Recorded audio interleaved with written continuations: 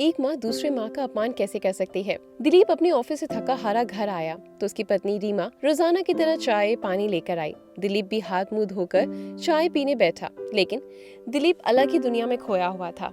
रीमा चुटकी बजाते हुए बोली, क्या हो गया? किन ख्यालों में खोए हुए हैं जनाब? ऑफिस में सब कुछ ठीक तो है ना? घर की परेशानी तो मैं आपको कुछ देती ही नहीं, फिर आपके माथे पर ये परेशानी की लकीरें क्यों? रीमा अपने पति दिलीप से बोली। दिलीप, रीमा तुम्हें तो पता है, पापा के जाने के बाद माँ अकेले गांव में रहती हैं। वे कहती नहीं, पर परेशानी तो होती ही होगी। पापा के जाने के बाद हमारे अलावा उनका ध्यान रखने वाला कौन है? रीमा, मैं अंदर ही अंदर सोचकर परेशान हो रहा हूँ कि मैं एक बेटे का फर्ज भी नहीं निभा पा रहा। मैं माँ के उस खालीपन को दूर करना चाहता हूँ। उम्मीद करता हूँ कि तुम मेरी इसमें मदद करोगी। सोच रहा हूँ अगले हफ्ते छुट्टी लेकर गाँव से माँ को यहाँ ले आऊँ। माँ के आने से तुम्हारे कामों में मदद मिल जाएगी। रीमा को बिल्कुल इच्छा नहीं थी कि वह अपनी सास के साथ रहे। माँ के लिए पति का प्रेम को देखकर बस उसने मुस्कुराकर अपनी हामी भर दी। आखिर करती भी क्या? विरोध करती तो पति की नजर में वह खराब बनती, जो वो बनना नहीं चाहती थी। अगले हफ्ते छुट्टी लेकर गाँव चला गया। सुलोचना अपने बेटे को देखकर खुशी से गदगद हो गई। बेटा भी थोड़े दिन पहले तो गया था, अचानक फिर से गांव आ गया। सब ठीक तो है ना? दिलीप ने अपनी माँ के आंखों के आंसू पोंछते हुए बोला, माँ, मैं आपको लेने आया हूँ। आप हम सबके साथ रहेंगे। माँ तुम्हारी बहू कह रही थी माँ को यहाँ पर लेकर आ जाओ। बेचारी वहाँ पर अकेली परेशान होती होगी। बेटी और बहू का अपने पति प्रेम देखकर माँ का मन खुशी से भर आया। अगले दिन दिलीप अपनी माँ को लेकर शहर में अपने घर पहुँचा। घर आते ही दिलीप ने माँ से कहा, माँ, ये अब सिर्फ हमारा घर नहीं बल्कि आपका भी घर है और इस पर आपका उतना ही अधिकार है जितना कि मेरा। ये सुनकर सुलोचना अपने बेटे पर गर्व महसूस कर रही थी।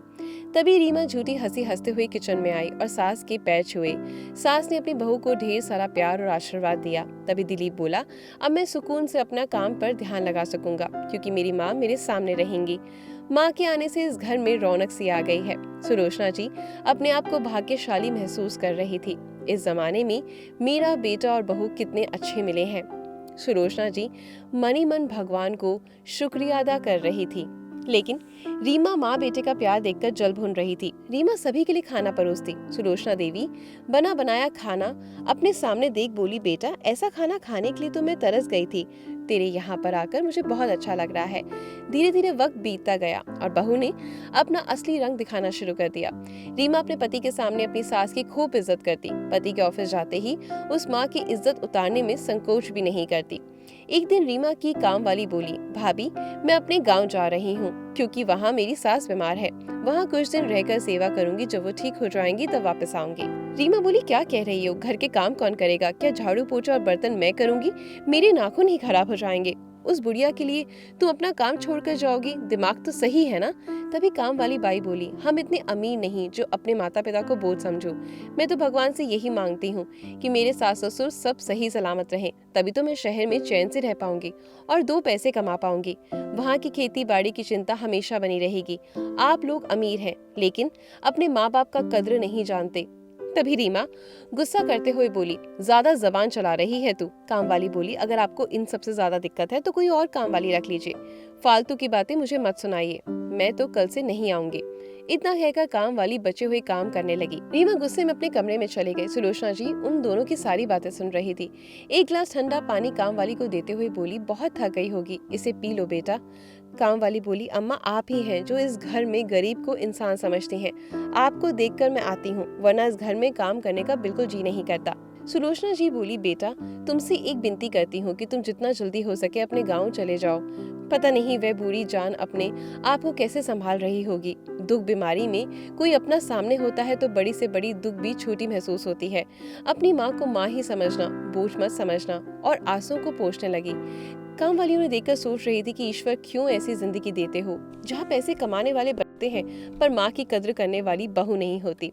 जिसके पास सास नहीं होती वह सास के लिए रोती है, जिसके घर में सास होती है वह उसकी इज्जत नहीं करती। ना जाने आगे आने वाले समय बूढ़े माता पिता का क्या हाल होगा। अगले दिन सुबह सुलोचना जी अभी बेड पर ही लेटी थी। दिलीप सुबह सुबह अपनी माँ के कमरे में खैरियत पूछने जाता है। उस दिन भी लाइट जलाते हुए बोला, माँ, आपकी तबीयत तो ठीक है ना? हाँ बेटा, बिल्कुल ठीक हूँ, आप आराम करो, मैं शेव करवा के आता हूँ। दिलीप के निकलते ही रीमा आई और बोली, मम्मी जी कब तक सोती रहोगी? आपको पता है ना कि आज से काम वाली नहीं आएगी। फटाफट इनके लिए नाश्ते की तैयारी कीजिए, तब तक मैं अपनी एक्सरसाइज कर लेती हूँ। याद रखिएगा 3-4 दिन थोड़ी मेहनत करनी पड़ेगी और बैठ कर खाने से आपके शरीर में जंग लग गया है वो भी ठीक हो जाएगा। बेचारी सुलोचना जी खाने की तैयारी करती हैं। करीब 1-1.5 घंटे बाद रीना जल्दी जल्दी रसोई में आई और एकाएक बोली, मम्मी जी बचा हुआ काम मैं कर लूंगी, जाइए आप थोड़ी देर के लिए आराम कर लीजिए। सुलोचना जी को आश्चर्य हुआ कि आखिर बहू उन्हें आराम करने को कैसे बोल रही है। जैसे ही वो रसोई से निकली उन्होंने देखा कि दिलीप बाहर से आ रहा है। वे सब समझ गई। इसी कारण बहू ने रसोई से हमें आराम करने के लिए भेज दिया। पत्नी को रसोई में काम करते देख दिलीप बोला, क्या बात है आज तुम रसोई में लगी हो? रीमा बोली, 4-5 दिन तक काम वाली हमारी नहीं आएगी। मेरी तो हालत खराब हो रही है। 2 दिन तक छुपन छुपाई वाला खेल चलता रहा, पर सच्चाई कब तक छुपेगी? एक न एक दिन तो बाहर आ ही जाती है। रीमा अपनी सास से बोली, मेरी माँ और बहन बड़े दिनों बाद मेरे घर आ रहे हैं, तो आप अपने हाथ का खाना बना दीजिएगा।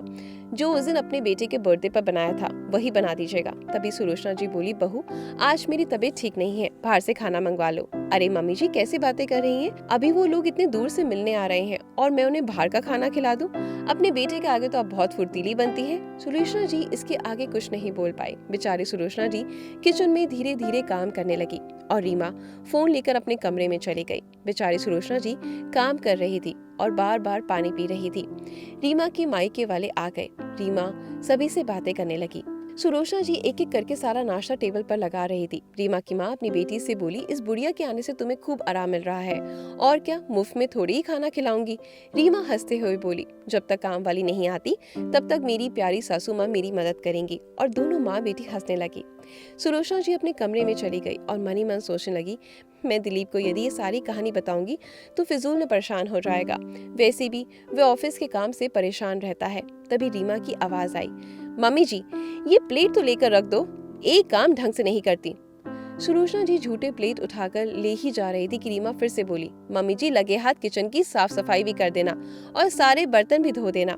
उधर दिलीप के ऑफिस में आज जल्दी छुट्टी हो गई तो उसने सोचा चलकर मम्मी और रीमा को सरप्राइज दूंगा। जैसे ही वो अंदर आने वाला था तभी रीमा के चिल्लाने की आवाज आई। दिलीप थोड़ी देर दरवाजे के पास ही रुक गया। तभी रीमा की मम्मी बोली, अरे समधन जी हर एक चीज के लिए बोलना पड़ेगा क्या?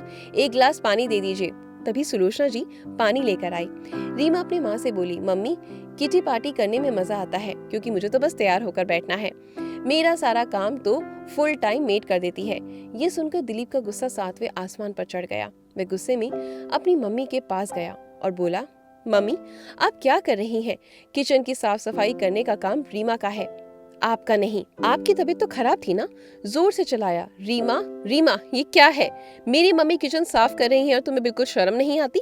तभी नाटक करते हुए रीमा बोली, मम्मी जी आपको ये सब करने की क्या जरूरत थी, मैं बाद में कर देती।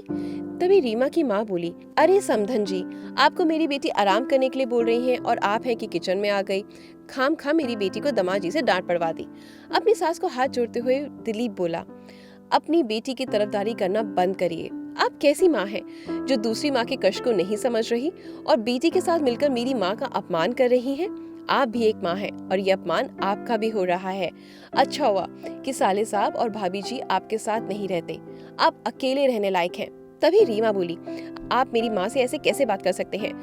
तुम्हारी माँ से मैं कुछ कह भी नहीं सकता और तुम मेरी माँ को सबके सामने नौकर कह सकती हो।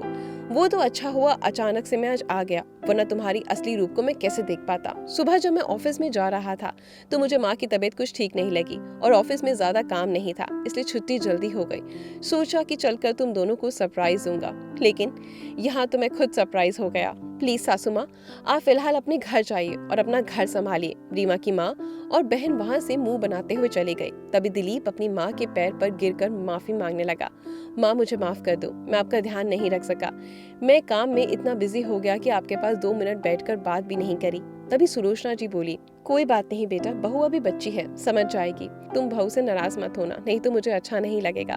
तब रीमा भी अपनी सास से माफी मांगने लगी। आपको क्या लगता है कि रीमा ने सही करा और उनके बेटे ने भी? तो मुझे कमेंट करके जरूर बताएं और अपने घर में बड़े बूढ़ों की इज्जत हमेशा करें। अगर आपको मेरी कहानियां पसंद आती हैं तो अपनी ईशा की वीडियो को लाइक और शेयर जरूर किया करें। मिलते हैं कल कुछ नई चीजों के साथ। धन्यवाद।